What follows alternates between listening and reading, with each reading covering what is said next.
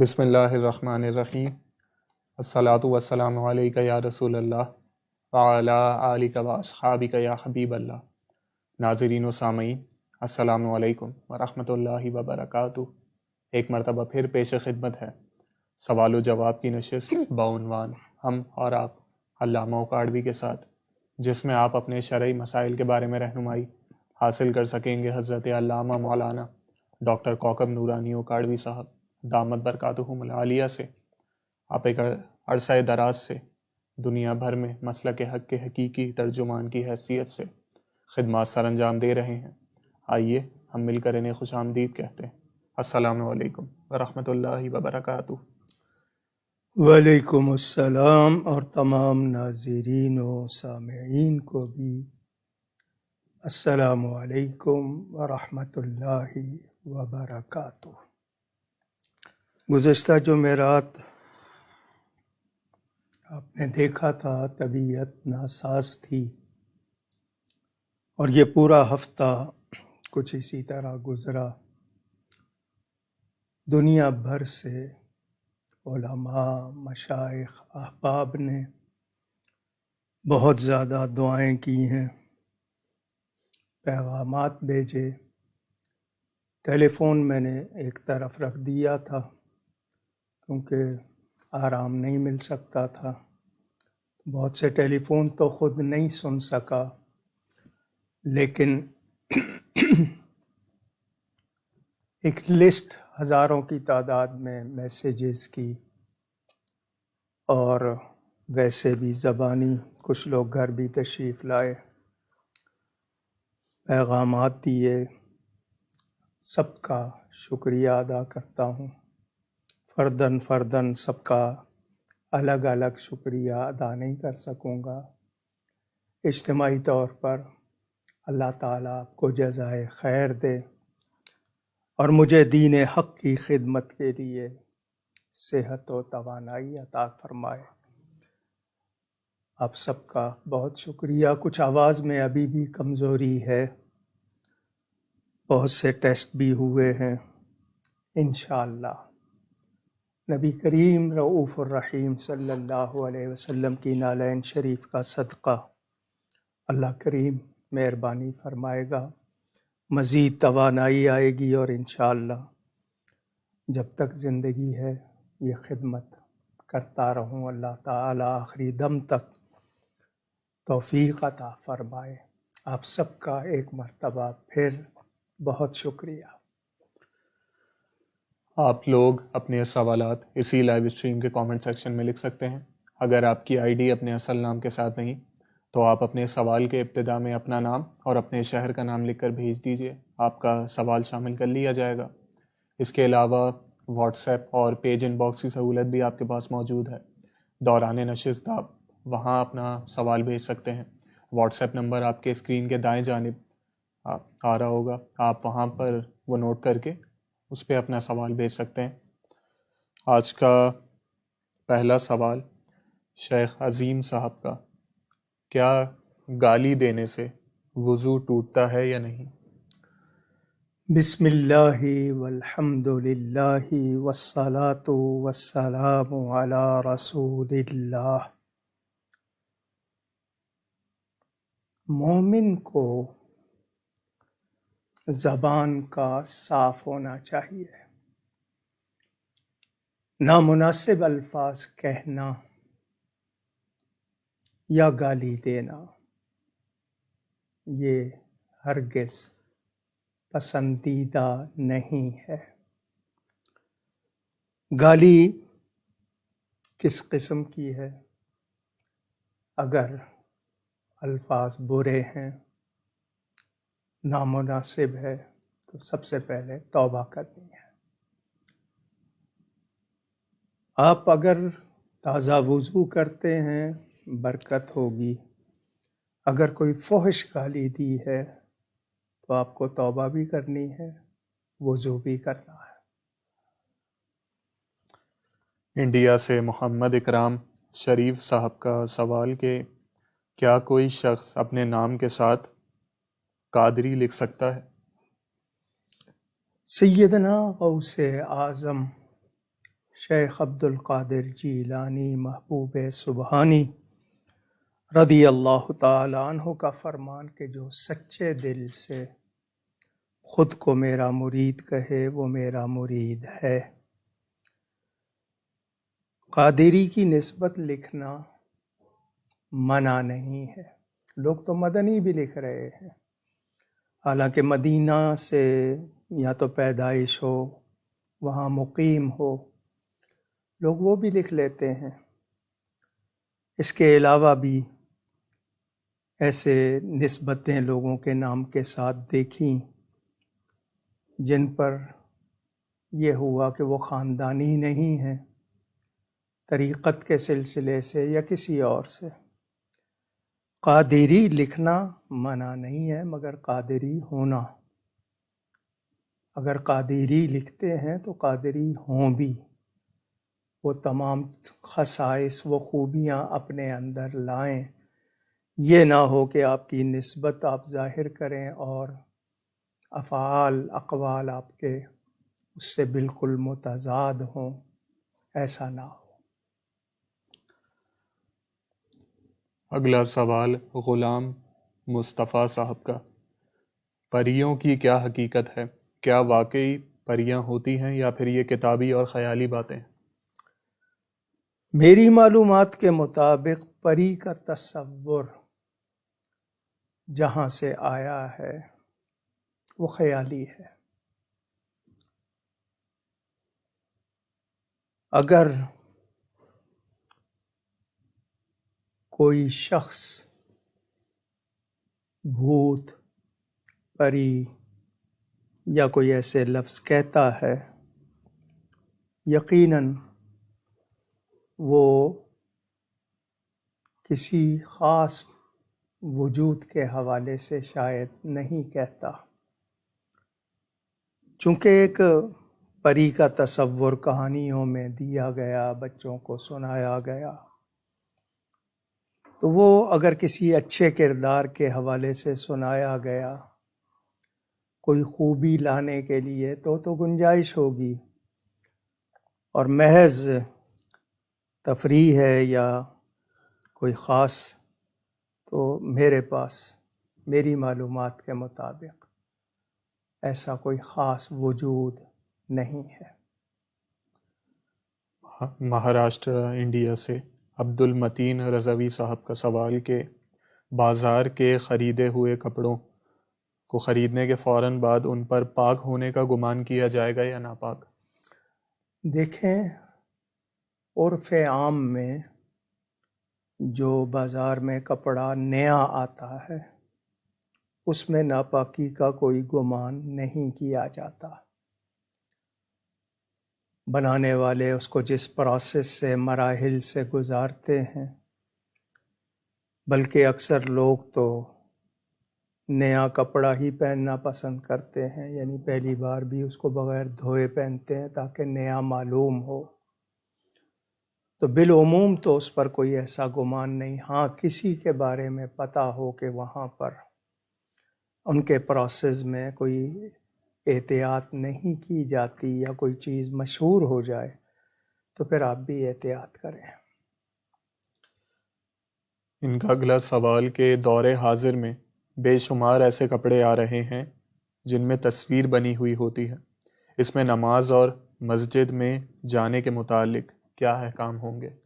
جب آپ خود کہہ رہے ہیں کہ اس پہ تصویر بنی ہوئی ہے تو وہ تو پہننا مسجد کے علاوہ بھی جائز نہیں ہوگا، اور میں کئی مرتبہ یہ چیز کہہ چکا ہوں، ٹی شرٹس بنائی جاتی ہیں، ان پہ جانوروں کی شکل بنا دی جاتی ہے، پولو کھیلنے والے کے کھلاڑی کی، کسی اور جانور کی تصویر، تو وہ مسجد میں پہن کے جانا تو رہا ایک طرف، ویسے بھی پہننا نہیں چاہیے، یعنی اس کو عام دنوں میں بھی اور عام طور پر بھی تصویر والا لباس نہیں پہننا چاہیے، بلکہ ایسے جملے لکھے ہوئے ہوں، کیونکہ ٹی شرٹس آج کل پورا اشتہار ہوتی ہیں، تو اس میں بھی آپ احتیاط کریں۔ ہم مسلمان ہیں، ہمارا ایک وقار ہے، ہماری اقدار ہیں، ہمیں ان کو عزیز رکھنا چاہیے۔ رضوانہ خان صاحبہ کا سوال کہ اگر کسی شخص پر حج فرض ہوا، اس نے گورنمنٹ حج کوٹا میں قرآن دازی کے لیے اپنا درخواست ڈالی لیکن اس کا نام نہیں آیا، اب کچھ وقت بعد اس کے پیسے ختم ہو گئے، اب اس پر حج یہ فرض رہا یا نہیں؟ صاحب استطاعت من استطاع الیہ سبیلا قرآن میں ہے۔ جسمانی طور پر، مالی طور پر اپنے گھر سے مکہ مکرمہ تک سفر کرنے کی، وہاں جتنے دن رہنا ہے اس اخراجات کی، پیچھے گھر والوں کو اتنے دنوں کا خرچہ دینے کی صلاحیت، اگر وہ چیز تھی اور اس وقت اس نے اپنی کوشش کی لیکن کامیاب نہیں ہوا اور اب وہ پیسے خرچ ہو گئے، تو جب تک وہ صاحب استطاعت نہیں ہوتا اب اس پر حج فرض نہیں ہے، لیکن ہو گئی تو پھر تاخیر نہ کرے۔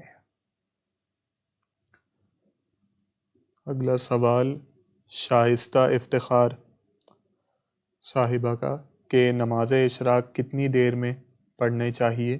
مجھے جاب کی وجہ سے 7:35 پر گھر سے نکلنا ہوتا ہے۔ جی، سورج کی جب کرن نمودار ہو جائے اور وہ ابھر آئے تو 4 رکعت ہیں اس کی، آپ بس وہ سورج کی ابتدا ہو جائے، اس کی کرن نکل آئے، اور عام طور پر آج کل آسان ہے، بتا دیا جاتا ہے سورج اتنے بجے نکلے گا، لیکن آپ اگر کسی مجبوری میں نہیں پڑھ سکیں تو وہ فرض نہیں ہے، نفل نماز ہے، بس یہ کہ سورج ابھر آئے یعنی ظاہر ہو جائے تو 4 رکعت ہیں، اگر کسی دن بہت جلدی ہے تو 2 پڑھ لیں، لیکن آپ پر وہ فرض نہیں ہے، اس کی وجہ سے آپ اگر کوئی اور مسئلہ آپ کو بنتا ہے تو وہاں جا کر اگر پڑھ سکیں اور نہیں پڑھی جاتی ہے تو اللہ تعالیٰ معاف فرمائے، کوئی لازم نہیں ہے۔ کالپی انڈیا سے محمد انس خان صاحب کا سوال کہ نماز جمعہ کی اذان ثانی دینے کے بعد مؤذن کو صفیں چیر کر پہلی صف میں جانا، کیا یہ درست ہوگا؟ انتظام ہونا چاہیے کہ وہ کسی کنارے سے آئے، ایسا کوئی رستہ ہو کہ اسے لوگوں کی گردنیں نہ پھلانگنا پڑے، اور اگر کوئی چھوٹی مسجد ہے اور لوگوں کو پتہ ہے تو لوگ خود راستہ دے دیں، لیکن بہتر ہے کہ کوئی ایسا انتظام ہو کہ اسے لوگوں کو پھلانگنا نہ پڑے۔ راحیل امین صاحب کا سوال کہ اگر کسی کے والدین نہ ہوں اور انہوں نے وراثت بھی تقسیم نہ کی ہو تو کیا بھائی بہن حصہ کر سکتے ہیں؟ کچھ لوگ کہتے ہیں کہ اس معاملے میں جلدی نہیں کرنی چاہیے تاکہ والدین کو قبر میں تکلیف نہ ہو، یہ بات کہاں تک درست ہے؟ جی، جو ورثہ ہے جو ماں باپ چھوڑ گئے ہیں اس کی تقسیم میں دیر بھی نہیں کرنی چاہیے۔ ہو سکتا ہے کوئی ضرورت مند ہو اور وہ منہ سے نہ کہہ رہا ہو، لحاظ کر رہا ہو، سارے اگر بہن بھائی خوشحال ہیں تو اور بات ہے، اب 40ویں سے پہلے ملکیت معلوم کر کے کہ یہ ماں کی ملکیت تھی، یہ باپ کی ملکیت، حساب ضرور لگا لیں، پھر بہن بھائیوں کے سامنے رکھ دیں کہ جی بتائیں کہ اس کو فوراً منقولہ اور غیر منقولہ، منقولہ کا مطلب ہوتا ہے موویبل، غیر منقولہ اموویبل، یعنی جو ہلائی جا سکتی ہے، مثلا فرنیچر ہے یا بلڈنگ ہے، لیکن یہ کہ سونا چاندی نقدی یہ غیر منقولہ ہوتی ہیں، تو اس کے حساب سے تمام کے سامنے رکھ دیں کہ جی آپ لوگ بتائیں کیا کرنا ہے، یہ صورتحال ہے، تو آپس میں خوش اخلاقی کے ساتھ، بھلائی کے ساتھ فیصلہ کر لیں، اگر کسی کو ضرورت ہے تو پہلے اس کو دے دیں، پھر دوسروں کو دے دیں، طے کر لیں کہ آج کی قیمت یہ ہو گئی، اتنا طے ہو گیا، اب کمی بیشی جو ہوگی وہ جو دوسرا دے گا وہ ادا کر دے گا، تو وہ جو کمی بیشی ہو باقی کے حصے میں چلی جائے گی، خوشی کے ساتھ طے کر لیں۔ اور اگر آسانی ہے تقسیم کرنے کی تو پوری تقسیم کر دینی چاہیے. نہ دیں گے تو قبر والے کو تکلیف ہوگی، دیں گے تو اس کو تو راحت ہوگی کہ چیز حق والے کو مل گئی ہے. تو جو اس میں بس یہ ہے کہ زیادتی نہ ہو، اور ایک دوسرے کے ساتھ اگر کوئی مفاہمت ہوتی ہے، ورنہ شرعی طریقہ موجود ہے، حصے بتائے گئے ہیں. اگر کوئی وصیت کی ہے ماں باپ نے تو اس کو پورا کر دیں، نہیں کرتے ہیں تو ان کی مرضی.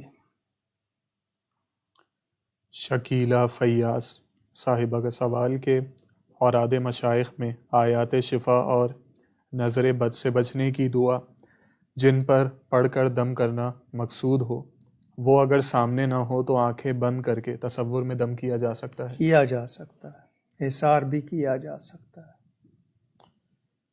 مظہر خان صاحب کا سوال ملتان سے کہ ہمارے امام صاحب عشاء کی نماز کے بعد سورہ ملک کی تلاوت کرتے تھے، لیکن اب کچھ دنوں سے انہوں نے ادائیگی فرض کے فوراً بعد دعا سے پہلے سورہ ملک کی تلاوت کرنا شروع کر دی ہے.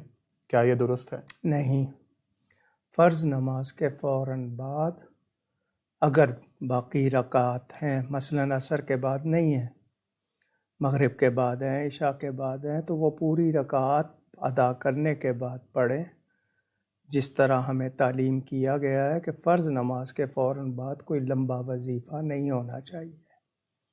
خاص طور پر جہاں لوگ جمع ہیں، اگر وہ سب اس بات پہ راضی ہیں خوشی سے تو وہ کر سکتے ہیں. لیکن امام کو یہی چاہیے مختصر دعا کرے فرضوں کے بعد، اور باقی رکعات ادا کرنے کے بعد وظیفہ کرتا ہے تو جو بیٹھنا چاہیں گے بیٹھیں گے، جو نہیں بیٹھ سکیں گے چلے جائیں گے.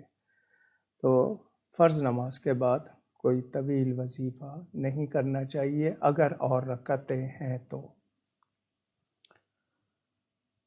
جواد اظہر صاحب کا سوال کہ کیا سردی کی وجہ سے نل میں گرم پانی آنے تک ٹھنڈا پانی بہانا جائز ہوگا؟ اس پانی کو جمع کر لیں، وہ آپ استنجا میں استعمال کر لیں، کہیں ضائع نہ کریں، کیونکہ وہ بہرحال ضائع کرنا کہلائے گا. تو اس پانی کا لیے بالٹی رکھ لیں، بکیٹ رکھ لیں، کوئی چیز وہ ضائع نہ کریں.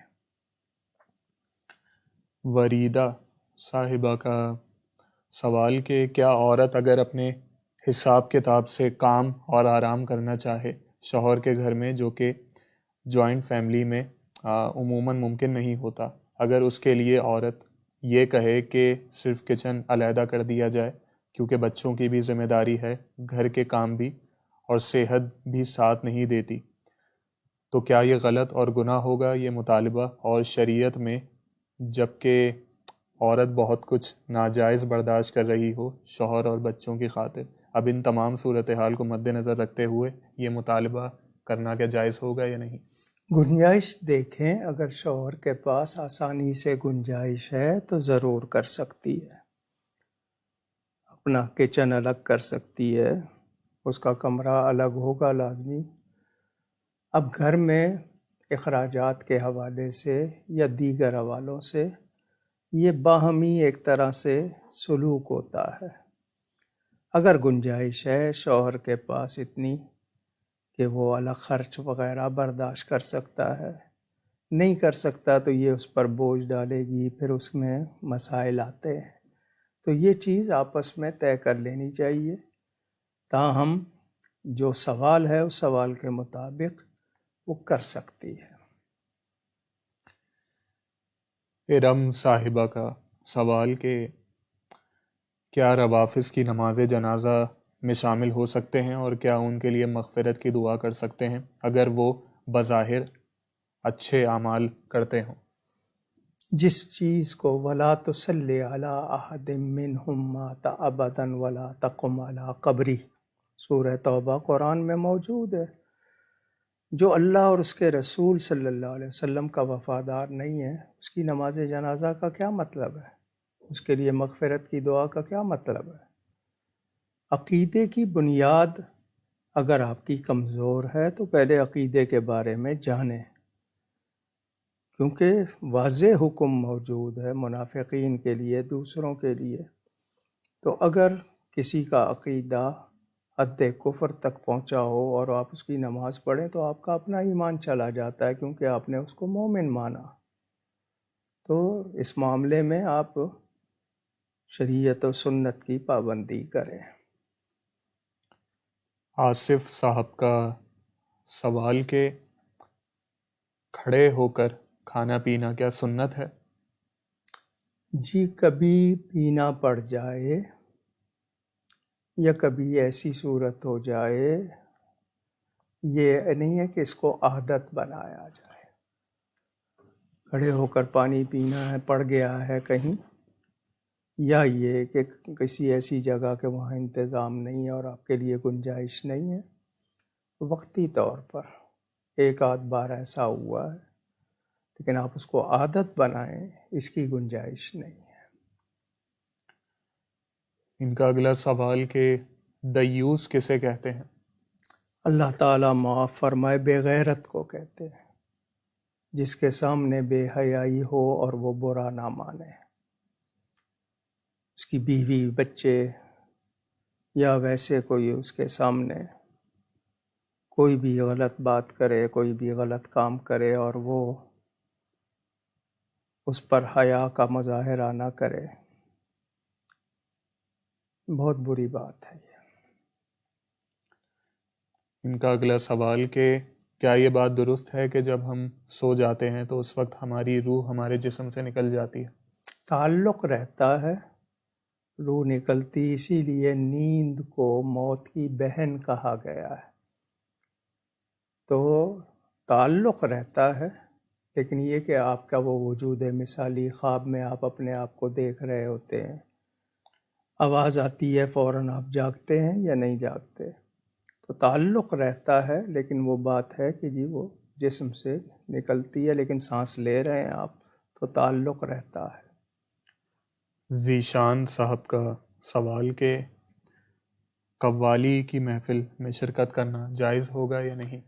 قوال اور سننے والے شریعت کی پابندیاں جانتے ہوں، کلام بھی صحیح، آداب بھی ہیں، اور وہ لوگ شریعت کے پابند ہیں، وہ صوفیہ. یہ جو مروجہ قوالی ہے اس کی کوئی گنجائش نہیں ہے. یہ صرف وہ پڑھنے والے بھی بے وضو ہوتے ہیں، کلام بھی جو چاہیں پڑھ رہے ہوتے ہیں، اور محفل میں مخلوط اگر لوگ بیٹھے ہیں، مکس گیدرنگ ہے، یا یہ کہ کوئی اس میں آداب نہیں ہے، اس کی کوئی گنجائش نہیں ہے. یہ صوفیہ میں تھا، چشتی سلسلے کے کچھ بزرگ جو ہیں ان میں یہ چیز، لیکن یہ کہ مروجہ جو عام ہے یہ ان شرائط سے ہٹ کر ہے، لہٰذا اس کو تو درست نہیں کہا جائے گا. ان کا اگلا سوال کہ اگر کوئی اپنی بیوی کو اپنے کسی محرم کے رشتے کے نام سے پکارے تو کیا اس سے نکاح پر فرق پڑے گا؟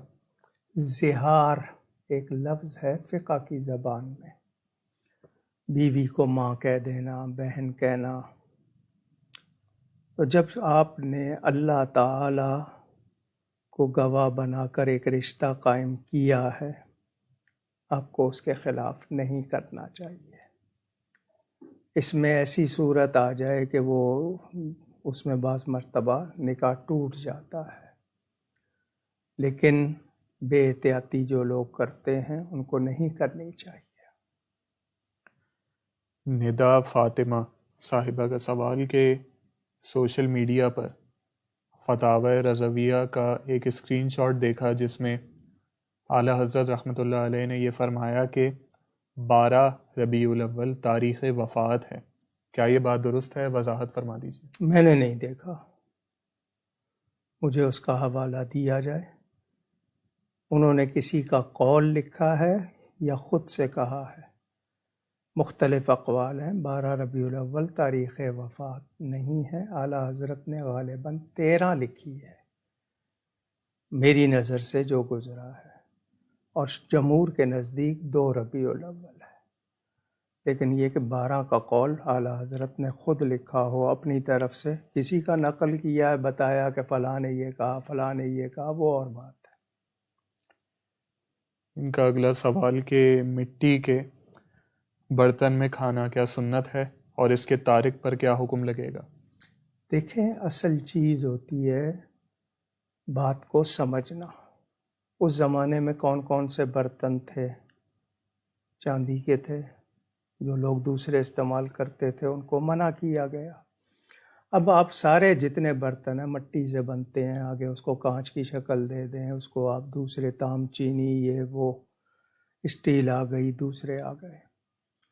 جو بھی مضر صحت ہے، آپ کی صحت کو نقصان دینے والا، جس طرح ایلومینیم ہے، پلاسٹک کے برتن ہیں، پیپر ہے۔ اب مجبوری ہے، دعوتوں میں لوگ وہ پیپر کراکری استعمال کرتے ہیں، تو جو مضر صحت ہو وہ نہیں کرنا۔ سونے چاندی کے برتن استعمال نہیں کرنا، کیونکہ ان کے لیے منع آ گیا۔ باقی مٹی کے برتن بہترین ہوتے ہیں، اگر آپ اس کی جگہ کانچ کے استعمال کرتے ہیں منع نہیں ہے۔ جو منع ہے ان سے آپ کو رکنا ہے، وہ سونا چاندی ہے۔ آمینہ سعد صاحبہ کا سوال کہ کیا ہم اپنے کسی فوت شدہ رشتہ دار کی طرف سے کفارہ دے سکتے ہیں؟ کفارہ اگر اس پر تھا تو ضرور دے سکتے ہیں۔ اس کی چھوڑی ہوئی رقم سے صرف اس کا کفن دفن یا اس کا قرض وہ ادا کیا جائے گا۔ باقی آپ اس کی طرف سے ایصال ثواب میں دیں یا دوسرا کریں، وہ آپ کو اپنی طرف سے آپ کرنا چاہیں تو، لیکن آپ کو معلوم ہے اس پر کوئی کفارہ تھا اور آپ دینا چاہتے ہیں، ضرور دے سکتے ہیں۔ ان کا اگلا سوال کہ اگر کسی نے وصیت کی ہو کہ میرے بھائی میرے جنازے میں نہ آئے، نہ نماز جنازہ پڑھے، نہ ہی قبر پر مٹی ڈالے، تو ایسی وصیت کے بارے میں لواحقین کو کیا کرنا چاہیے، کیا حکم ہوگا؟ اگر کوئی اعتقادی مسئلہ تھا، عقیدے کا اختلاف تھا، تو پھر تو روکا جا سکتا ہے۔ اور ویسے کوئی نزاع تھا، آپس میں جھگڑا تھا، لین دین کا کوئی، تو وہ اس کو نہیں رکھنا چاہیے، اس پر ایسی سختی نہیں کی جائے گی۔ صدیق انصاری صاحب کا سوال کہ کیا ایک رکعت میں 2 الگ صورتیں پڑھی جا سکتی ہیں، اور اگر پڑھ سکتے ہیں تو کیا ان کی ترتیب رکھنا ضروری ہوگا؟ فرض نماز میں آپ ایک ہی پڑھیں، نفل نماز میں آپ 2 چھوڑ کے 4 پڑھ لیں، 10 پڑھ لیں۔ کوشش کریں کہ فرض نماز میں آپ ایک ہی صورت پڑھیں، اور اگر آپ دوسری پڑھتے ہیں تو ترتیب لازمی چاہیے۔ ماریا کامران صاحبہ کا سوال کہ دم شدہ پانی دیواروں پر چھڑکنا، اس کی کیا حقیقت ہے؟ دیکھیں، اگر صحیح کلام پڑھا ہے اور دیوار پر چھڑک رہے ہیں تو منع نہیں ہے، لیکن کوئی غلط الفاظ ہیں اس پر گنجائش نہیں ہے۔ لازمی بات ہے، پڑے ہوئے پانی میں برکت ہوتی ہے، سائنس نے بھی ثابت کیا ہے۔ 2 گلاس رکھے، ایک پہ کچھ نہیں پڑا، دوسرے پہ پڑا، اس میں اثرات، کیفیات ظاہر ہوئیں، تو یہ برکت کے لیے یا اثرات بد دور کرنے کے لیے کیا جا سکتا ہے، مگر صحیح کلام پڑھا جائے اور صحیح طرح کیا جائے۔ حسین شیخ صاحب کا سوال کہ مجھ پر حج فرض تھا، حج کے پیسے بھی بھر دیے تھے، لیکن لاک ڈاؤن کی وجہ سے جا نہیں سکا، ابھی رقم موجود نہیں ہے، کیا اب ادھار لے کر کرنا پڑے گا حج؟ نہیں جی، اگر آپ کے پاس اتنی کوئی اور چیز ہے کہ آپ اس کے بدل میں پیسے لے کر، جو میں نے ابھی تھوڑی دیر پہلے بتایا ہے، اگر وہ آپ کے پاس اتنا ہے تو آپ جائیں گے، ورنہ جب تک آپ کے پاس جمع نہیں ہوتا ہے آپ وہ لے لیں اور بعد میں پھر آپ پر قرض کا بوجھ رہے۔ البتہ آپ کے پاس دوسرا سامان موجود ہے، نقد موجود نہیں ہے، تو آپ اس کے بدل کی کوئی صورت کر لیں تاکہ آپ کو اس کے بدل میں رقم مل جائے، اور یا یہ کہ یقین ہے کہ اس میں واپسی ہو جائے گی تو اس صورت میں قرض لے سکتے ہیں۔ صوفیہ قاسم صاحبہ کے سوالات، ان کا پہلا سوال کہ تحیۃ الوضو اور تحیۃ المسجد کی کیا فضیلت ہے؟ بہت مستحب جس کو کہتے ہیں نا، مستحب کے معنی پسندیدہ، یہ آداب بھی ہیں اور اس میں ثواب بھی ہے، اگر کوئی کرتا ہے تو بہت اچھی بات ہے۔ ان کا اگلا سوال کہ تبرکات کی خرید و فروخت کرنا کیسا ہے؟ کاروبار کے طور پر تو نہیں ہے، لیکن کسی کے پاس کوئی اچھی چیز ہے برکت والی اور آپ چاہتے ہیں کہ آپ کو مل جائے، اور وہ کہتا ہے کہ میں اس کے بدل میں کچھ لوں گا، تو آپ نے سنا ہوا ہے تبرکات کو بادشاہوں نے خریدا، نبی پاک صلی اللہ علیہ وسلم کی نالین شریف، دوسرے امام علی مقام کا سر انور، تو وہ کیا جا سکتا ہے، لیکن ایسا نہ ہو کہ اس کا مقصد محض دنیا کمانا ہو۔ دینے والے کو ضرورت ہے پیسے کی، لینے والا برکت کے لیے لینا چاہتا ہے تو لے سکتے ہیں، لیکن اس کو کاروبار نہیں بنایا جائے گا، جو آج کل ہو گیا ہے۔ بال مبارک، غلاف مبارک، بہت سی چیزیں اصلی ہیں نہیں ہیں، لیکن ان کو اس طرح لوگوں نے کاروبار بنا لیا ہے، جو بہت بری بات ہے۔ ان کا اگلا سوال کہ سادات کی مدد کس طرح کی جا سکتی ہے؟ اللہ نے آپ کو توفیق دی ہے، آپ کے پاس پیسہ ہے، ان کو کپڑے کی ضرورت، کپڑا دے دیں ہدیے کے طور پر، تحفے کے طور پر، پاک صاف پیسہ جس کو کہتے ہیں، اس سے آپ مدد کریں ان کی، جو بھی آپ سے ہو سکتی ہے۔ حمیرہ طارق صاحبہ کا سوال کہ خلا لینے کے بعد جو بھی سامان ہوتا ہے اس کی ملکیت کس کی ہوتی ہے؟ رہنمائی فرما دیجیے۔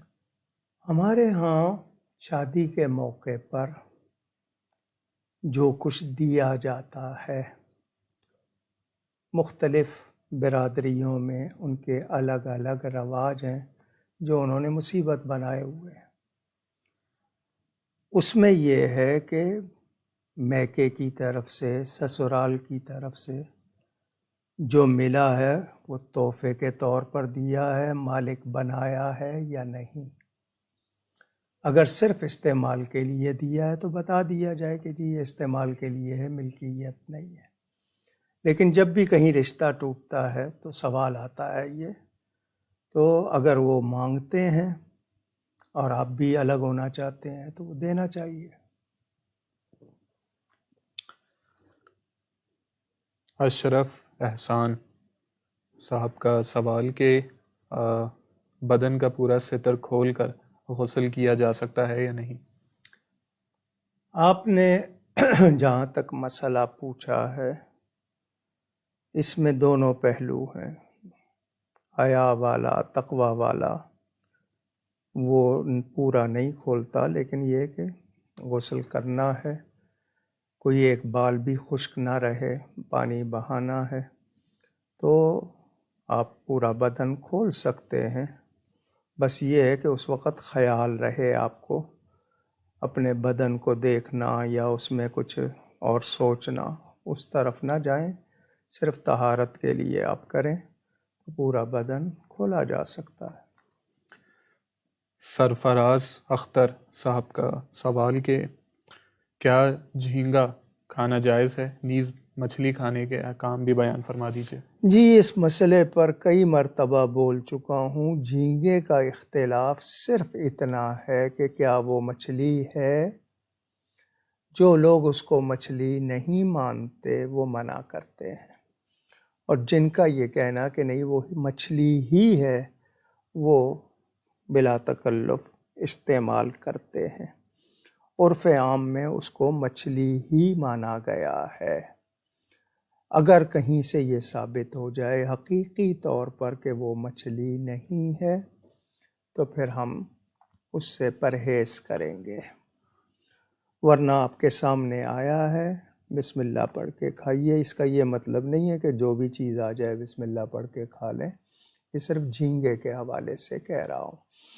لابسٹر ہے، کریپ ہے، یہ جائز نہیں ہے۔ جو سمندر کا یعنی سی فوڈ جس کو آپ کہتے ہیں، دریا یا سمندر کا وہ جانور جو پانی سے نکل کے زندہ رہتا ہے وہ منع کیا گیا ہے۔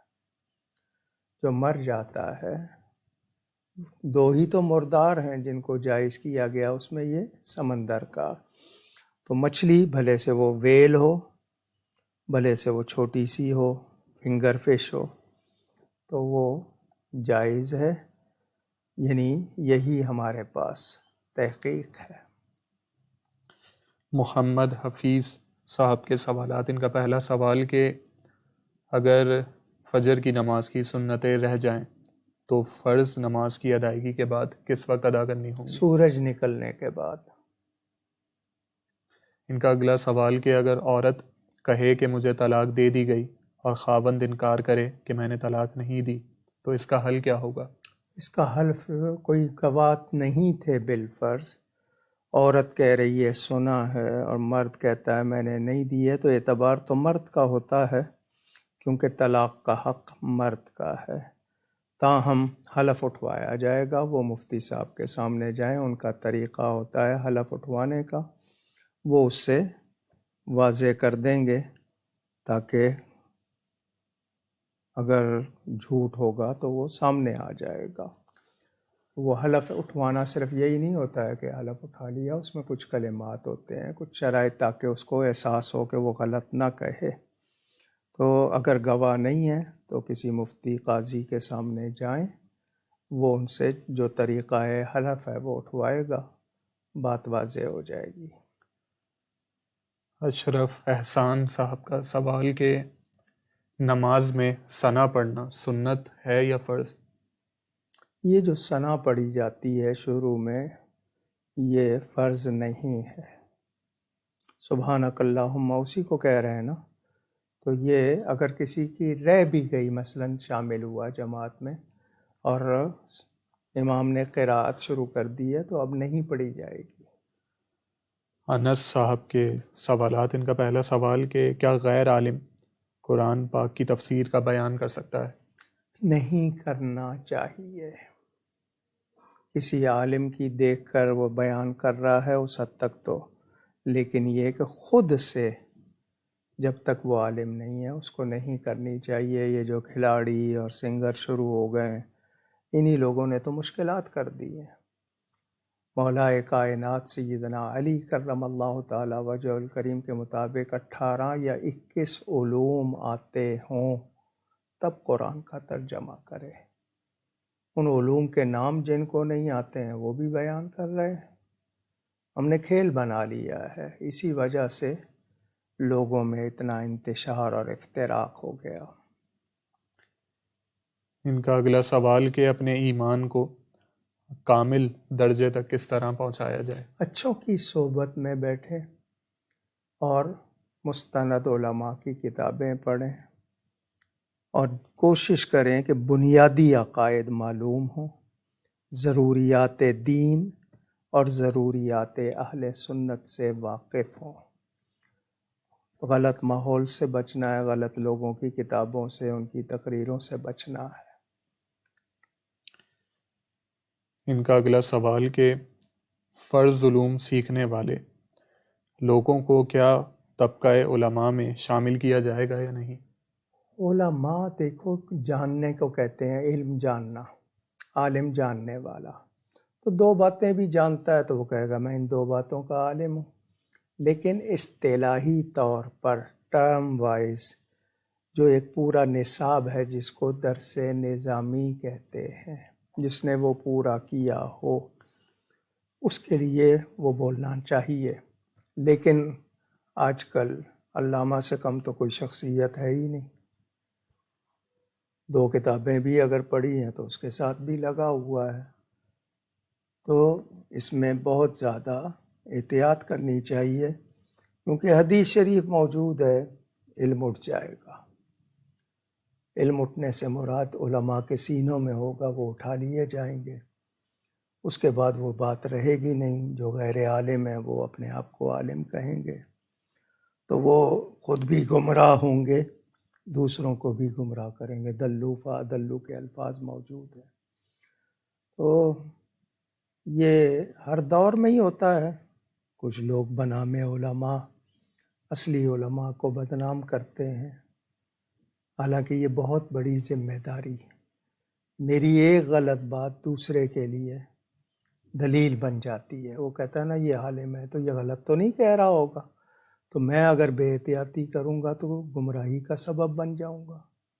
تو مجھے خود کو بھی اور دوسروں کو بھی فائدہ پہنچانا ہے، تو اس لیے بہت احتیاط کی ضرورت ہے. مصطفیٰ اتاری صاحب کا سوال کہ کیا شافعی امام کے پیچھے عصر کی نماز ہو جائے گی؟ اگر آپ ایسی جگہ ہیں اور وہاں پر وہی ہے اور وہ سنی ہے، شافعی ہونے میں کوئی مسئلہ نہیں ہے. اگر آپ نے پڑھ لی ہے ہو جائے گی. لیکن یہ کہ وہ آپ کو ایسی جگہ چلے گئے اور اس نے وہ پڑھائی ہے تو آپ پڑھ سکتے ہیں. وقاص خان صاحب کا سوال کہ دین میں عملی کمزوری کو کس طرح دور کیا جا سکتا ہے؟ باقی کمزوریوں کو کیسے دور کرتے ہیں آپ؟ دوا کرتے ہیں، پرہیز کرتے ہیں. اسی طرح اس میں بھی آپ کو معلومات حاصل کرنی ہے. جو اپنے اندر آپ کے کمزوریاں ہیں ان کو آپ نے قابو پانا ہے ان پر. تو یہ آپ کے ارادے سے ہے. آپ چاہیں گے ہو جائے گا، آپ نہیں چاہیں گے خود بخود ہو جائے گی. ایسا نہیں ہوتا ہے. تو جس طرح ہم جسمانی صحت کا خیال رکھتے ہیں، ایمانی صحت کا بھی خیال رکھنا چاہیے. شاہ نواز صاحب کا سوال کہ اگر پڑوسی بدعقیدہ ہو تو کیا اسے سلام کیا جا سکتا ہے یا نہیں؟ سلام ہر مسلمان کو کرنا ہے. اگر کوئی مسلمان نہیں ہے، عقیدے کے لحاظ سے بگڑا ہوا ہے، تو آپ اسے سلام میں پہل نہیں کریں گے. وہ سلام کرے آپ جواب میں وعلیکم کہتے ہیں. یہ حدیثیں موجود ہیں ریاض الصالحین میں، تو پورا باب ہے شاید اس حوالے سے. تو بدعقیدہ کو ہم سلام نہیں کریں گے. وقار درانی صاحب کا سوال کہ مارکیٹ میں جو چاکلیٹس ملتی ہیں جن پر حلال لکھا ہوتا ہے، کیا اس اسٹیمپ کا اعتبار کرتے ہوئے ان کا استعمال کیا جا سکتا ہے؟ بہت زیادہ شک بھی نہیں کریں گے اور صرف حلال لکھے ہوئے کو کافی بھی نہیں سمجھیں گے. آپ کوئی چیز لیتے ہیں، آپ کنفرم کرتے ہیں کہ جی یہ 2 نمبر تو نہیں ہے، کیونکہ مارکیٹ میں کاپی موجود ہے. آپ وہاں پر احتیاط کریں اور یہاں پر نہیں، تو یہ بہت کھیلا جا رہا ہے. حلال لگا دیا صرف اسٹیمپ. تو کیا اس کے انگریڈینٹس یا اس کی شہرت، اس کے حوالے سے آپ کو پوری تحقیق کرنی ہوگی. آپ اپنی غذا کو اگر حلال نہیں رکھیں گے تو پھر آپ کے لیے مسائل ہی مسائل ہوں گے. مظفر صابر صاحب کا سوال کہ شیطان کا حضرت امیر معاویہ رضی اللہ تعالی عنہ کو فجر میں اٹھانے والا واقعہ کیا سند کے اعتبار سے درست ہے؟ اس معاملے میں کوئی فرض واجب کا وہ مسئلہ نہیں ہے کہ ایسا حکم، لیکن یہ روایت موجود ہے. اب دیکھا جاتا ہے نا کہ بعض مسائل جو اعتقادی درجے کے ہوں اس میں پھر تحقیق کی جاتی ہے، اس میں بہت چھان پٹک کی جاتی ہے. باقی فضائل اعمال میں اور دوسروں میں اگر ضعیف روایت بھی ہو تو مقبول ہوتی ہے. یعنی اگر کوئی ضعیف روایت ہے تو اس کا مطلب یہ ہے کہ سنانے والے کا حافظہ، اس کے نام میں کوئی شک آ گیا. لیکن یہ کہ وہ متن جو ہوتا ہے نا، ٹیکسٹ، وہ ضعیف نہیں ہوتا. اس لحاظ سے ہم یہ دیکھیں گے کہ یہ بات فضائل اعمال کی ہے، کس درجے کی ہے.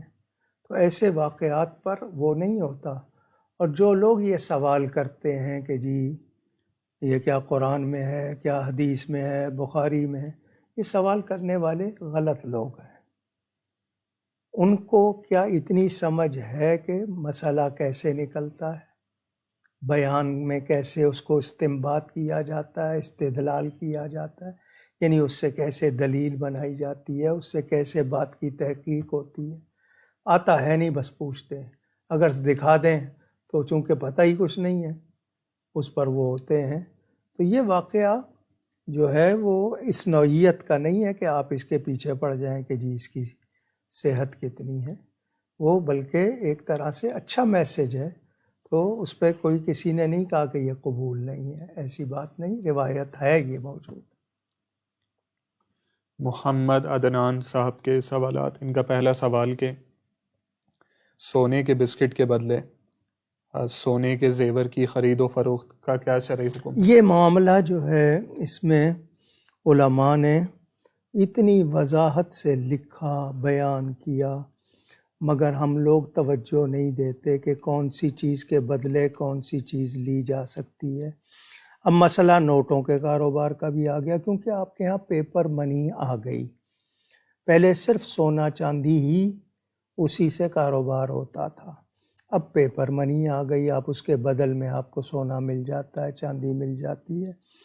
تو اب آپ کا زیور کی وہ ملاوٹ، وہ ساری چیزیں پیش نظر کہ ایک طرف خالص سونا ہے، ایک طرف ملاوٹ والا ہے، ایک طرف تو وہ سونے کی اصل حالت ہے، دوسری صورت میں زیور، اس میں نگینیں، دوسرے چیزیں ہیں۔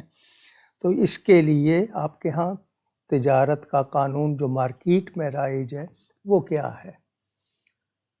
وہ اگر وہی ہے جو لوگوں کو بتایا گیا ہے تو ٹھیک ہے، اور اگر اندازہ ہے اور دونوں اس پہ راضی ہیں، گاہک بھی اور خریدار بھی اور بیچنے والا بھی، تاجر بھی، دونوں راضی ہیں، تو پھر تو سودا ہو جائے گا۔ ورنہ یہ ہے کہ اس کو پہلے خالص کروائے، اس کو اصل حالت میں لائے، پھر اس کے ساتھ کریں۔ لیکن یہ ہے کہ مارکیٹ میں اگر اس کے آپ رواج ہے اور اس پہ دونوں راضی ہیں تو وہ سودا کر سکتے ہیں۔ ان کا اگلا سوال کہ کرسی پر بیٹھ کر نماز پڑھنے والا صف کے کونے میں بیٹھ سکتا ہے یا باقی نمازیوں کے ساتھ ہی صف بنانا ضروری ہے؟ جی وہ بیچ میں بھی بیٹھ سکتا ہے، کونے پہ بنائے، لیکن یہ ہے کہ یہ جو لوگ کھڑے ہو جاتے ہیں نا تو وہ سب سے آگے ہوتے ہیں، تو جب وہ معذور ہے تو اب اس پہ کھڑے ہونا بھی ضروری نہیں ہے، اس کو بیٹھ کے ہی نماز شروع کرنی چاہیے۔ وہ جو آگے ہو کے کھڑے ہو جاتے ہیں وہ غلط ہے۔ ان کا اگلا سوال کہ کیا یہ بات درست ہے کہ فقہ حنفی کی معتبر کتب میں نماز کی نیت زبان سے کرنے کو بدعت لکھا گیا ہے؟ نیت دل کے پکے ارادے کا نام ہے، زبان سے کہنا مستحب ہے۔ جب میں مستحب کہہ رہا ہوں تو پھر آپ بدعت کیوں کہہ رہے ہیں؟ مستحب کے معنی پسندیدہ، نہیں کوئی کہتا دل کا پکا ارادہ یہی اصل نیت ہے، لیکن زبان سے کہنا مستحب ہے۔ قصیدہ محمدیہ کیا ہے اور اس کی کیا فضیلت ہے؟ مختلف قصائد، اشعار کے مجموعے کو قصیدہ کہتے ہیں۔ حضور صلی اللہ علیہ وآلہ وسلم کی جب بھی بات کی جائے نظم و نثر میں اس کو نعت بھی کہتے ہیں اصطلاحاً۔ حضور صلی اللہ علیہ وسلم کے لیے جو قصائد لکھے گئے، قصیدہ محمدیہ کے نام سے ایک قصیدہ نہیں ہے، ایک شخص کا نہیں ہے، کم از کم 3 یا 4 تو میرے علم میں ہے۔ تو حضور صلی اللہ علیہ وسلم کی نعت شریف ہے، وہ اس میں نبی پاک صلی اللہ علیہ وآلہ وسلم کی مدح ہے، اور کوئی خلاف شریعت بات نہیں ہے، تو بہت مبارک ہے، اس کا پڑھنا سننا بہت اچھی بات ہے۔ تیمم کن چیزوں سے ٹوٹ جاتا ہے؟ یہ تفصیل وضو، تیمم بہتر ہوگا کہ آپ فقہ کی کتابوں میں عام طور پر، بلکہ نماز کی کتابوں میں بھی لکھا ہوا ہے۔ بنیادی بات یہ ہے کہ آپ نے اس کے بعد طہارت کے لیے آپ واش روم گئے، ہوا خارج ہو گئی، وہی جو وضو کے احکام وہ اس میں بھی آئیں گے، یا آپ نے غلط چیزوں کو چھوا تو اس کی یہ ابتدائی باتیں ہیں، باقی وہی احکام ہیں جو وضو کے ہیں۔ محبہ ماکدہ صاحبہ کا سوال کہ کیا ہم یہ دعا مانگ سکتے ہیں کہ یا اللہ ہمیں ادب کے ساتھ مدینہ منورہ کی حاضری نصیب فرما، لیکن وہاں فلاں شخص کا ساتھ نہ ہو کیونکہ وہ ادب کا خیال نہیں رکھتا؟ جی بس اس میں اگر آپ کو یقینی طور پر کسی کا معلوم ہے تو ذکر کریں، ورنہ یہ کہ مجھے بے ادبوں سے بچانا، بے ادبوں کی سنگت سے بچانا۔ لیکن آپ کا گمان ہے اور وہ یقین نہیں ہے، وہ شخص ہو سکتا ہے آپ کی نظر میں ہو ایسا اور فی الواقع ایسا نہ ہو، تو یہ کہ مجھے بے ادب کی سنگت سے بچانا، اس طرح کہہ لیں۔ محمد عمر صاحب کا سوال کہ کیا شادی کے لیے استخارہ کرنا ضروری ہے؟ ضروری نہیں ہے، بہتر ہے۔ اللہ تعالیٰ سے رہنمائی اور بھلائی چاہنا نبی پاک صلی اللہ علیہ وسلم نے سکھایا ہے، تو کرتے ہیں۔ میرا خیال یہ ہے کہ 10%، 20% کرتے ہوں گے، باقی 80% کہاں کرتے ہیں۔ وہ اپنے طور پر ہی تسلی کرتے ہیں، اور باقی لڑکے لڑکیاں جو آپس میں، جس کو آپ لو میرج کہتے ہیں، اس میں استخارہ تو دور دور تک نہیں ہوتا ہے، تو کر لے تو بہتر ہے۔ یہ نہیں ہے کہ اس کو لازم کہا گیا کہ اس کے بغیر نہیں کرنا، ایسی بات نہیں ہے۔ شاہ نواز صاحب کا سوال کہ سجدہ سہو کرنا بھول گئے نماز کے بعد اور دوسری نماز کا وقت داخل ہو گیا، تو اب کیا حکم ہوگا؟ کیا کیا جا سکتا ہے سجدہ سہو اب؟ فجر کی نماز کے لیے حکم ہے کہ آپ نے شروع کی ہے اور ابھی پوری نہیں ہوئی کہ سورج نکل آیا، صرف اس کا حکم۔ باقی نمازوں میں دوسری نماز کا وقت آ جائے تو ایسی بات نہیں ہے، لیکن یہ کہ سجدہ سہو کی وجہ سے دوسرا وقت کیوں آ گیا؟ آپ بھول گئے ہیں، آپ سارا کچھ پڑھ لیا، اچانک یاد آ گیا تب بھی کر لیں، لیکن آپ نے اس کے بعد سلام پھیر لیا اور کوئی ایسا کام کر لیا جو نماز کو توڑ دیتا ہے، تو پھر آپ کو دہرانی ہوگی۔ ریحان شیخ صاحب کا سوال کہ کیا دعا تقدیر کو بدل سکتی ہے؟ اس کی کیا تفصیل ہے؟ حدیث ہے الدعاء یرد القضاء، دعا تقدیر کو بدل دیتی ہے، حدیث شریف ہے۔ مومن کا ہتھیار ہے، عبادت کا مغز ہے، خود عبادت ہے، تو نیک دعائیں کرتے رہنا چاہیے۔ بدر کا وعدہ ہو گیا تھا فتح کا، حضور پھر بھی دعا فرماتے رہے، یہ ہمارے لیے تعلیم ہو گئی۔ ان کا اگلا سوال کہ اکثر دیکھا گیا ہے کہ کچھ لوگ 3 طلاق دینے کے بعد کسی دوسری جگہ سے فتویٰ لیتے ہیں اور 3 طلاق ہونے کے باوجود بھی آپس میں تعلقات رکھتے ہیں، اس کا کیا حکم ہوگا؟ حرام، مکمل حرام ہوگا وہ۔ چاروں اماموں کے نزدیک 3 طلاقیں 3 ہی ہیں۔ اب اگر اس کے باوجود کوئی اس کو 3 کو 1 بنا دے اور آپ صرف اپنے لیے وقت گزار رہے ہیں تو وہ گناہ کی زندگی ہے، حرام ہے۔ طاہا صدیقی صاحب کا سوال کہ اگر وطر میں دعائے قنوت نہ آتی ہو تو اب کیا پڑھا جائے گا؟ قرآن کریم میں مذکور کوئی دعا، ربنا آتنا آتی ہے، کوئی اور دعا، جب تک وہ دعائے قنوت یاد نہ کر لے ان میں سے کوئی دعا پڑھ سکتا ہے، لیکن کوشش کرے کہ جلد سے جلد دعائے قنوت یاد کر لے۔ ندا فاطمہ صاحبہ کا سوال کہ اگر فقط دل ہلکا کرنے کے لیے اپنی والدہ سے سسرال کے بارے میں شکوہ کیا جائے تو کیا یہ غیبت میں شمار ہوگا؟ مقصد یہ نہ ہو کہ ان کی برائی بتانا یا ان کی عزت ختم کرنا، ویسے کوئی شکایت ہے ایسی اور وہ شدید ہے تو کرنی چاہیے۔ باقی چھوٹی موٹی باتوں پہ آج کل تو ٹیلی فون ہی مسئلہ ہے، ایک ایک بات ٹرانسفر ہوتی ہے اور کبھی ایک طرف سے کبھی دونوں طرف سے، پھر زیادتی ہوتی ہے، کچھ ناانصافی ہوتی ہے۔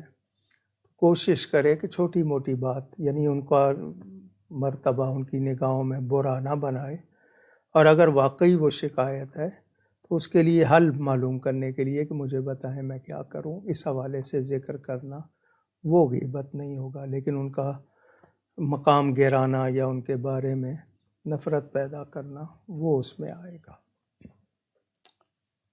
افضل علی صاحب کا سوال کہ جس طرح احادیث کو بیان کرتے وقت یا ان بیان کرنے سے پہلے ان کی راویوں کی صحت کو دیکھا جاتا ہے، تو کیا جس طرح کربلا کے واقعات جو بیان ہوئے ہیں اس میں بھی راویوں کی صحت کو دیکھا گیا ہے؟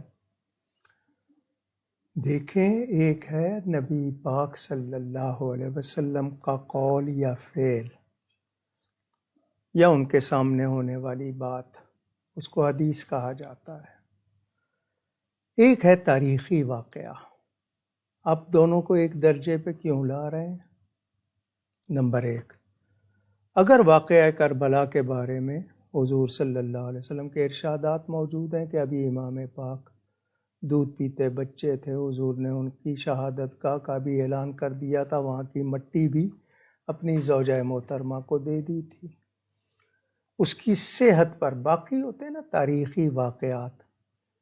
ان تاریخی واقعات میں آپ جس طرح حدیث کی صحت دیکھ رہے ہیں وہ نہیں دیکھی جاتی، ان کا درجہ دیکھیں، وہ ارشادات نبوی ہیں، یہ ایک تاریخی واقعہ ہے۔ ہاں، اس میں اگر آپ کو یہ شبہ ہے کہ جی کوئی بات غلط بیان کی جا رہی ہے جو نہیں تھی، تب تو آپ تحقیق کر لیں۔ اور اس بارے میں اعلیٰ حضرت فاضل بریلوی کے خلیفہ حضرت مولانا سید نعیم الدین مراد آبادی نے سوانح کربلا لکھی، سر و شہادتین شاہ عبدالعزیز محدث دہلوی نے لکھی، اور 1300 برس میں متعدد تاریخ کی دیگر کتابوں میں تذکرے موجود ہیں۔ یہ جو منظر نگاری اور مرثیہ خوانی ہوئی ہے، کچھ بعد میں لوگوں نے زیب داستاں کے لیے باتیں کی ہیں، تو اصل باتیں موجود ہیں۔ والد صاحب قبلہ رحمۃ اللہ علیہ نے شام کربلا لکھی، تمام واقعات اور کتابوں کے نام سارا کچھ لکھا ہے۔ تو ایسا نہیں ہے کہ من گھڑت باتیں بھی جو ہیں، من گھڑت باتیں ان کے لیے کہا جاتا ہے، بتایا جاتا ہے کہ یہ بنائی ہوئی بات ہے۔ باقی اتنا تو ہے کہ کربلا کا واقعہ ہوا، امام پاک کو بے دردی سے قتل کیا گیا، اس میں تو کوئی بھی یعنی کوئی دوسری رائے ہے ہی نہیں، یہ تو کنفرم بات ہے۔ اور پھر کربلا میں خود اہل بیت نبوت کے افراد تھے جن کے سامنے ہوا ہے، ان کی روایتیں ہیں۔ تو تاریخ کو یکسر نظر انداز نہیں کیا جاتا، لیکن اس کی بھی صحت کو دیکھا جاتا ہے۔ ان کا اگلا سوال کہ اللہ عز و جل کو اوپر والا کہنا یہ کیسا ہے؟ غلط ہے، وہ سمتوں سے جہتوں سے پاک ہے۔ اگر اوپر والا کہہ رہے ہیں تو باقی طرف کون ہے؟ اللہ ہر جگہ ہے، اوپر والا کہنا غلط ہے۔ وقاص خان صاحب کا سوال کہ کسی قرآنی آیت کو ترجمہ بھولنے سے گناہ ملتا ہے؟ جی، قرآن کے الفاظ کسی نے یاد کیے، بھول گیا، تو اس کے لیے تو بیان موجود ہے، لیکن یہ کہ اس کا ترجمہ یاد نہیں رہا تو وہ اس پر یہی کہوں گا اس کو کہ وہ دوبارہ اس کو دوہرا لے، اللہ معاف کرنے والا ہے۔ ہم لوگ قرآن خوانی اور قرآن فہمی ان دونوں کو اہمیت نہیں دیتے۔ کچھ لوگ صرف پڑھتے ہیں، کچھ لوگ صرف سمجھتے ہیں، تو پڑھنا بھی ہے، سمجھنا بھی ہے، اور پھر اس پر عمل کرنا ہے۔ ہمارے ہاں قرآن کے ساتھ جو سلوک ہو رہا ہے، اللہ معاف فرمائے، ہم نے اسے صرف، حالانکہ وہ کتاب ہدایت عمل کرنے کے لیے، تو اگر کوئی ایک آیت کا ترجمہ کہیں بھول گیا ہے تو دوبارہ اس کو یاد کر لے۔ جمعہ کی جماعت میں اگر دوسری رکعت میں شامل ہوئے تو اب کیا حکم ہوگا؟ کیا حکم ہوگا؟ آپ کو جمعہ مل گیا، آپ نے اپنی رکعت ادا کرنی ہے، جس طرح آپ فرض رکعت میں شامل ہوتے ہیں، ایک رکعت بھی مل گئی تو جماعت مل جاتی ہے۔ ناصر حسین صاحب کا سوال کہ کیا اپنی ساس کے ساتھ عمرہ ادا کرنے جا سکتے ہیں؟ مطلب یہ ہے کہ صرف ساس ہے اور داماد ہے. جی یہ صورت آج کل کے حوالے سے اصل میں پہلے بہت زیادہ جو ماحول تھا، سفر کی تکلیف تھی، مسائل تھے. اب آسان سفر ہے، لیکن بیٹی ساتھ ہو تو کوئی حرج نہیں ہے.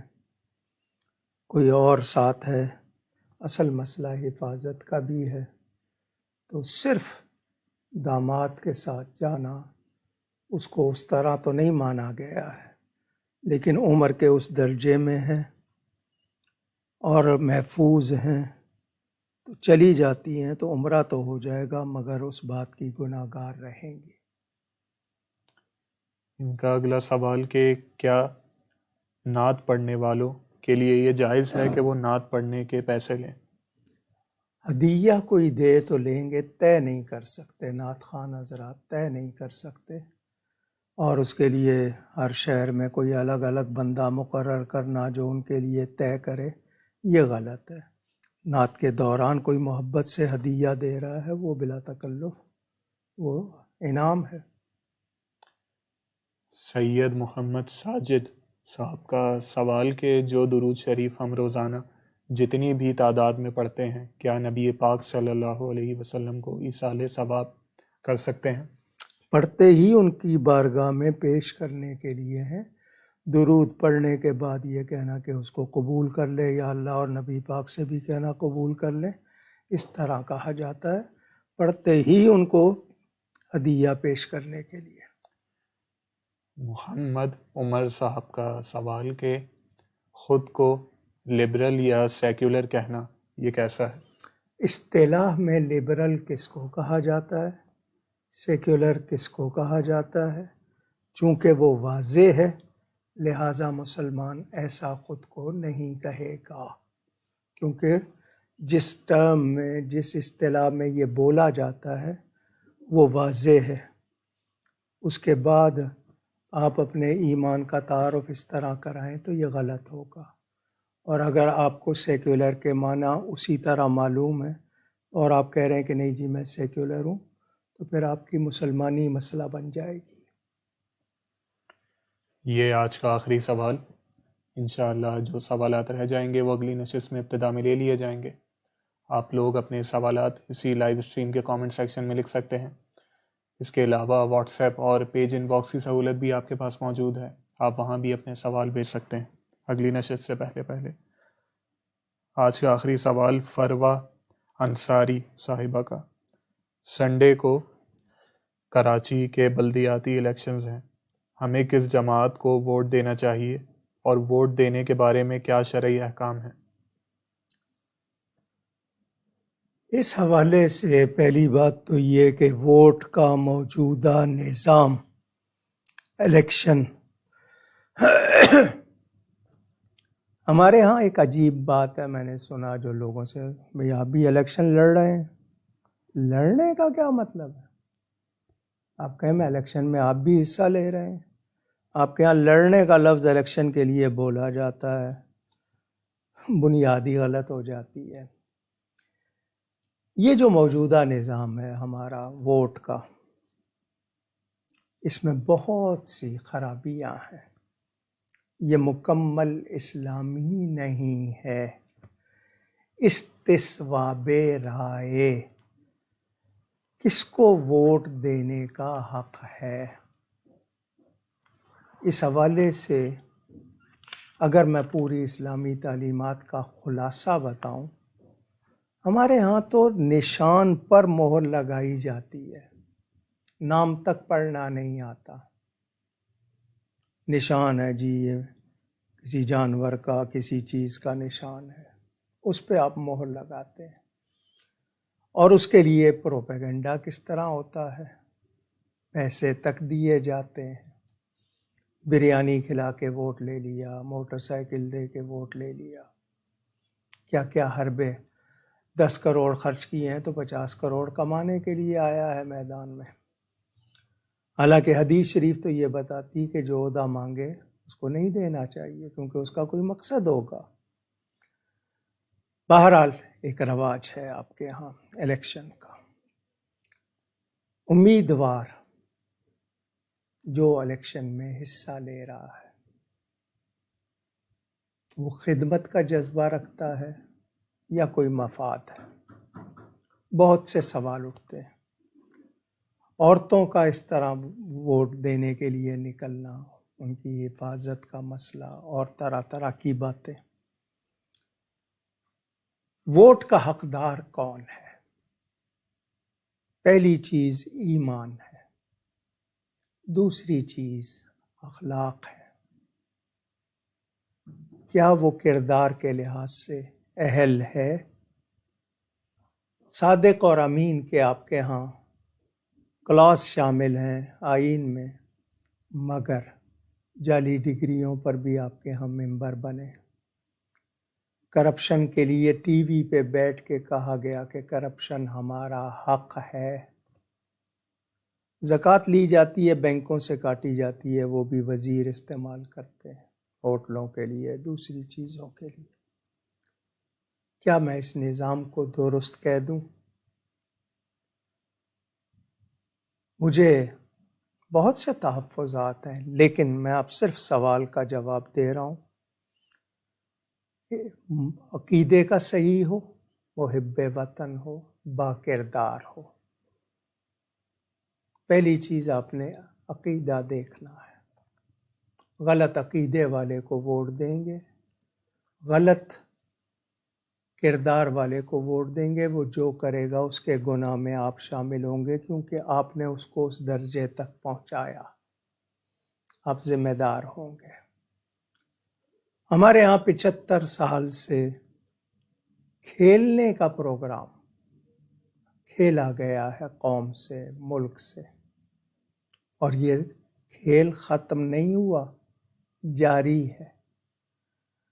دعوے الیکشن سے پہلے کیا ہوتے ہیں، الیکشن کے بعد رویے کیا ہوتے ہیں، وہ سارے منظر آپ نے دیکھے ہوئے۔ دھوکے پہ دھوکا، منافقت پہ منافقت، لوٹ مار جاری ہے۔ تاہم آپ چاہتے ہیں کوئی بہتر کردار آئیں، بہتر لوگ آئیں، تو ان میں چھانٹیے کہ وہ صحیح العقیدہ ہوں اور ان میں اخلاقی برائی کوئی نمایاں نہ ہو۔ کردار کے آپ دیکھیں نا، ایک بیٹی کا مستقبل، اپنی بہن بیٹی کا مستقبل جس سے وابستہ کرنا ہوتا ہے، آپ کتنی چھان بین کرتے ہیں ایک لڑکی کے مستقبل کے لیے، پورے ملک کے مستقبل کے لیے کتنی چھان بین چاہیے۔ مگر آپ کا جواب ہوگا کہ فرشتے تو آنے سے رہے، یہی لوگ ہیں ہم میں سے، تو ہم ان میں بہتری کی طرف جتنا جا سکتے ہیں، صحیح عقیدے والے ہوں، نیک ہوں، فراڈیے نہ ہوں، جتنی بھی آپ احتیاط کر سکیں۔ ان لوگوں کو جب ووٹ چاہیے ہوتا ہے آپ کے پاس آتے ہیں، گلی گلی جاتے ہیں، اس کے بعد ان کے پاس ٹائم نہیں ہوتا ملنے کا بھی، آپ کو پہچانتے بھی نہیں، الا ماشاء اللہ۔ استصواب رائے کے لیے شریعت نے جو باتیں بتائی ہیں وہ بہت مشکل ہے، ایسے افراد بہت کم ہوں گے۔ ہمارے ہاں جتنے لوگ 1500-1600 لوگ ہیں جو یہ گھوم پھرتے ہیں، روٹیٹ کرتے ہیں نا میوزیکل چیئر کی طرح، ہر پارٹی میں یہ رہ چکے ہیں، یہ مفادات کے بندے ہیں۔ ان کو صرف اپنا مفاد چاہیے، کرسی چاہیے، نام چاہیے۔ اللہ تعالی ہمیں سمجھ عطا کرے کہ ہم صحیح نمائندوں کا انتخاب کریں، اور جو لوگ آئیں وہ بھی دین اور وطن کے دوست ہوں، دشمن نہ ہوں۔ ہم غیروں کی خوشی بہت زیادہ اختیار کرتے ہیں، اللہ اور اس کے رسول کی خوشی اختیار نہیں کرتے، مجرم ہیں۔ اب مجھے یہ بتائیں کہ سود کے لیے قرآن میں حدیث میں واضح بیان ہے، اس کے باوجود آپ کی حکومت سود پر پیسے مل جائیں کتنی خوش ہوتی ہے۔ اب بتائیے کہاں سے برکت آئے گی؟ جب اللہ سے جنگ کریں گے، رسول سے جنگ کریں گے، بھلائی کہاں سے آئے گی؟ یہ ہماری کمزوریاں ہیں، ہمیں سدھرنا ہوگا۔ جس دن سدھریں گے ماحول بدلے گا۔ اللہ تعالی توفیق دے، لیکن بنیادی طور پر آپ سے کہا کہ پہلے عقیدہ دیکھیے، پھر کردار دیکھیے، اس کے بعد آپ کا جس کو دل چاہے ووٹ دیجیے۔ اللہ کرے کہ کوئی اچھے لوگ آ جائیں۔ کراچی پچھلے 15 سال سے جو حال ہے سڑکوں کا، صفائی کا، پانی بجلی کا، آپ کے سامنے ہے۔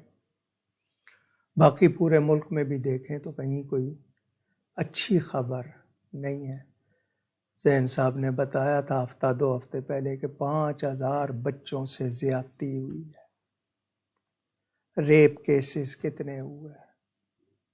ہم ہی لوگ ہیں نا؟ کیا حال ہے ہمارا؟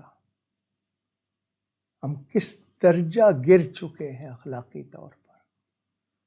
دیوالیہ ڈیفالٹ وہ آپ پیسوں کا گر رہے ہیں، باقی چیزوں کا بھی تو دیکھیں۔ ایمان کا کیا حال ہے؟ ہمارے اخلاق کا کیا حال ہے؟ ہمارے رویے، ہمارے مزاج کیا ہو گئے؟ اور ہم صرف دوسروں پر انگلی اٹھانا جانتے ہیں، اپنے آپ کو سدھارنے کا کوئی خیال ہی نہیں، کیونکہ جب مرضی ہی نہیں سمجھیں گے تو علاج کیسے کریں گے؟ خود کو پہلے مریض تو مانے، پھر ہی علاج ہوگا نا۔ اللہ کرے کہ یہ صحیح معنوں میں اسلامی ریاست بنے، فلاحی ریاست بنے، مگر لوگوں نے مدینہ کا نام لے کر بھی کھیلا ہی ہے۔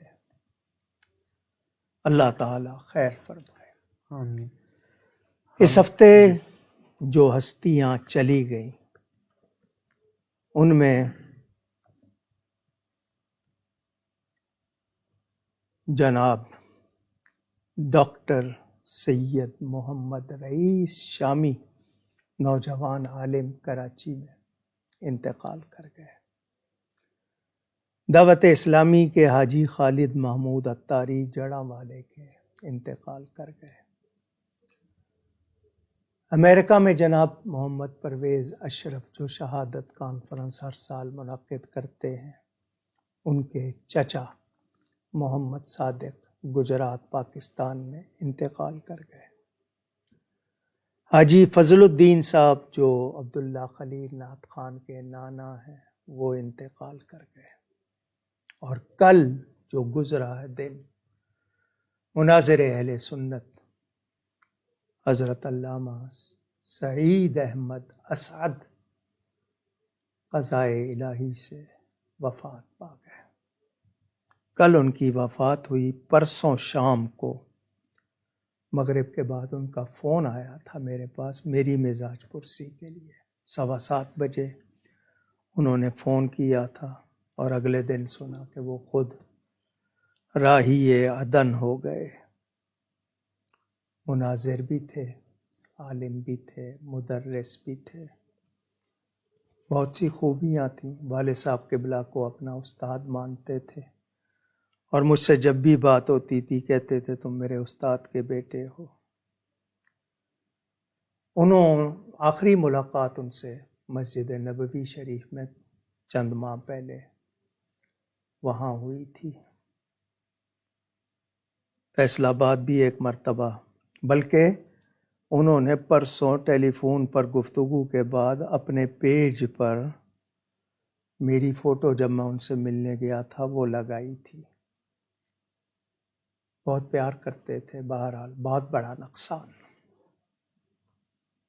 بہت فاضل تھے، مناظرے بہت کیے۔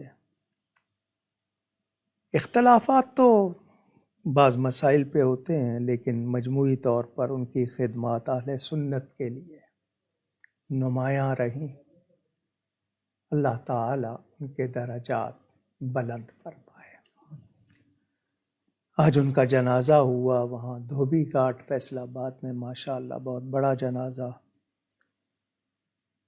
یہ دنیا اسی طرح آپ کے سامنے نظام قدرت ہے۔ اللہ تعالی ایمان کے ساتھ سلامت رکھے، ایمان پر موت دے۔ شروع میں بھی عرض کیا، قرآن میں ہے وَإِذَا مَرِضْتُ فَهُوَ يَشْفِينِ، اور جب میں بیمار ہوتا ہوں تو اللہ تعالی شفا دیتا ہے۔ مجھے نہیں معلوم، ڈاکٹروں کے کہنے کے مطابق کوئی وائرل انفیکشن ہوا تھا،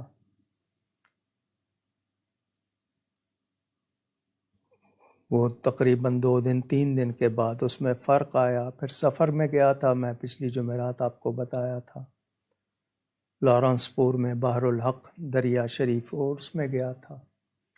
وہاں سے واپس آیا تو کچھ ٹھنڈ کا اثر ہو گیا یا کیا ہوا، بہرحال یہ ہفتہ بڑا سخت گزرا۔ 5 دن میں کھانا نہیں کھا سکا اور 6 دن میں سو نہیں سکا۔ اب سب کی دعاؤں سے اللہ تعالیٰ نے بہت بہتری فرما دی، بہت بہتر ہوں، لیکن آواز میں ابھی کمزوری ہے اور جسم میں بھی۔ دعا کیجیے گا اللہ تعالیٰ مکمل شفا عطا فرمائے۔ ان تمام احباب کا ایک مرتبہ پھر بہت شکریہ۔ امیر اہل سنت نے بھی پیغام میں یاد کیا، علماء نے یاد کیا، برطانیہ، امریکہ، افریقہ، اور لوگوں کے میسیجز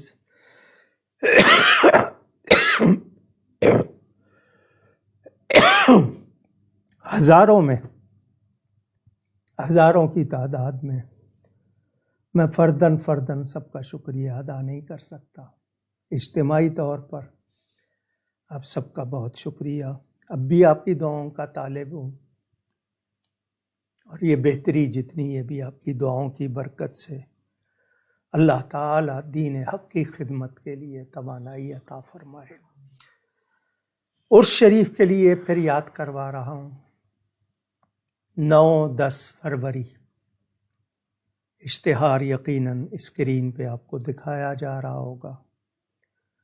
10 فروری کو دنیا بھر میں عالمی یوم خطیب اعظم ایصال ثواب کے لیے منایا جائے گا۔ مرکزی تقریبات کراچی میں جامع مسجد گلزار حبیب میں ہوں گی۔ ایصال ثواب کے لیے کثرت سے جو کچھ پڑھ سکیں آپ جمع کیجیے اور بھجوائیے گا۔ اپنے اپنے مقامات پر بھی فاتحہ خوانی کا اہتمام کر سکیں تو بہت اچھا ہوگا۔ کل 20 تاریخ ہے کل چاند کی، اگر مجھے صحیح یاد ہے۔ بعض تذکروں کے مطابق یوم ولادت مخدومہ کائنات ام السادات، تمام جہانوں کی اور جنت کی عورتوں کی سردار، رسول پاک صلی اللہ علیہ وسلم کی چوتھی شہزادی اور سب سے زیادہ شان والی شہزادی حضرت سیدہ فاطمہ زہرا رضی اللہ تعالی عنہ کا یوم ولادت بتایا جاتا ہے۔ اللہ تعالیٰ ان پر کروڑوں رحمتیں فرمائے اور ان کے صدقے امت مسلمہ پر کرم فرمائے۔ 22 تاریخ خلیفہ رسول، امیر المومنین، امام العاشقین، حضرت سیدنا ابو بکر الصدیق رضی اللہ تعالی عنہ کا یوم وصال۔ انشاءاللہ کل جمعہ کے اجتماع میں ان کی بارگاہ میں ہدیہ عقیدت پیش کروں گا۔ آپ لوگ بھی 22 تاریخ کو خاص طور پر ان کی بارگاہ میں ہدیہ کیجیے گا۔ اللہ تعالی ان کے صدقے ہم سب کو نبی پاک صلی اللہ علیہ وسلم کا عشق عطا فرمائے، ادب عطا فرمائے، اور ہم سب کو کامیابیاں عطا فرمائے۔ گفتگو میں مجھ سے کہیں کوئی غلطی ہوئی ہو، اللہ تعالیٰ اس کے رسول صلی اللہ علیہ وآلہ وسلم کی بارگاہ میں توبہ کرتا ہوں۔ ملک کے حالات کے لیے، لوگوں کے لیے، دعاؤں کے لیے جس نے کہا، اللہ تعالیٰ سب کی جائز مرادیں پوری فرمائے۔ نام لیں گے آپ کے سامنے زین صاحب، اور پھر پروگرام اختتام پذیر ہوگا۔ ہم ان تمام افراد کا شکریہ ادا کرتے ہیں جنہوں نے اپنے سوالات ہم تک بھیجے اور اپنے تعریفی اور دعائیہ کلمات سے ہمیں نوازا، جن میں فردوس انجم صاحبہ، محمد عزیر صاحب، ناصر خان صاحب، عثمان صاحب، اکرام شریف صاحب، ظہیر عباس صاحب، شیخ عظیم صاحب، حنا حیدر صاحبہ، وقاص خان صاحب، صادق رحمان صاحب، محمد ایوب صاحب، صہیبہ منصور صاحبہ، وقاص بخاری صاحب، فوزیہ عبد القادر صاحبہ، غلام مصطفیٰ صاحب، صوفیہ قاسم صاحبہ، عبد المتین رضوی صاحب، رضوانہ خان صاحبہ، محمد عفان قادری صاحب، زاہد قادری صاحب، شائستہ افتخار صاحبہ، محمد انس خان صاحب، راحیل امین صاحب، شکیلہ فیاض صاحبہ، مظہر خان صاحب، علی حیدر راجپوت صاحب، جواد اظہر صاحب، وریدہ صاحبہ، ارم صاحبہ، آصف صاحب، شازیہ علی صاحبہ، ذیشان صاحب، ندا فاطمہ صاحبہ، محبہ ماکدہ صاحبہ، محمود احمد صاحب، شیخ عظیم صاحب، سید ساجد صاحب، راؤ عبداللہ صاحب، آمنہ سعد صاحبہ، حسین شیخ صاحب، صدیق انصاری صاحب، حمیرہ طارق صاحبہ، ماریہ کامران صاحبہ، عمران احمد صاحب، انس صاحب، ہدایت رسول صاحب، وقاص مصطفیٰ صاحب، سرفراز اختر صاحب، محمد حفیظ صاحب، نعیم یونس صاحب، حمزہ نورانی صاحب، اشرف احسان صاحب، مصطفیٰ اتاری صاحب، شاہ نواز صاحب، وقار درانی صاحب، مظفر صابر صاحب، محمد عدنان صاحب، محمد عمر صاحب، عائشہ حمیرہ صاحبہ، ریحان شیخ صاحب، طاہا صدیقی صاحب، افضل علی صاحب، ناصر حسین صاحب، شاہد سرور صاحب، فروہ انصاری صاحبہ اور عالیہ ناز صاحبہ، اور جن جن کے نام شامل نہ ہو سکے ہم ان سے معذرت چاہتے ہیں۔ آپ ہمارے لیے دعا کیجیے گا، ہم آپ کے لیے دعا کو رہیں گے انشاءاللہ۔ آپ سب کا بہت شکریہ۔ ایک مرتبہ پھر دعاؤں کی درخواست، نیکی کیجیے، نیکی پھیلائیے۔ والسلام علیکم ورحمۃ اللہ وبرکاتہ۔